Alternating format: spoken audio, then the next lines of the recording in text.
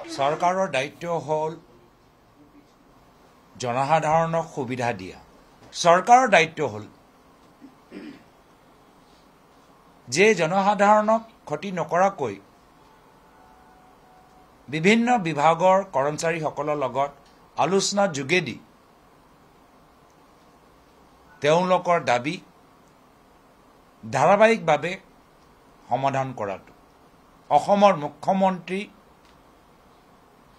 আলোচনাৰ ওপৰত বিশ্বাস নকৰে, সন্মান দিয়াটো তেওঁ নিবিচাৰে। তেওঁলোকৰ দাবী পূৰণ কৰাতকৈ তেওঁলোকক ভাবুকি দিয়াটোহে নিজৰ কৰ্তব্য ভাবে। 108 ইমাৰ্জেঞ্চি এম্বুলেন্স ড্ৰাইভাৰ্ছ তেওঁলোকৰ দীৰ্ঘদিনৰ দাবী যে তেওঁলোকৰ যে দৰমহাটো বৃদ্ধি কৰিব লাগে, কিন্তু আজি তেওঁলোকে চৰকাৰে তেওঁলোকৰ কথা শুনাতকৈ আজি প্ৰায় 500 গৰাকী কৰ্মচাৰীসকলক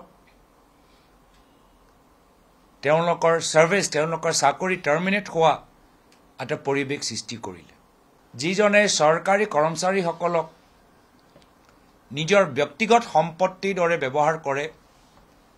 এনেদৰে অহংকাৰী মুখ্যমন্ত্ৰী মই ভাৰতবৰ্ষত ক'তো দেখা পোৱা নাই।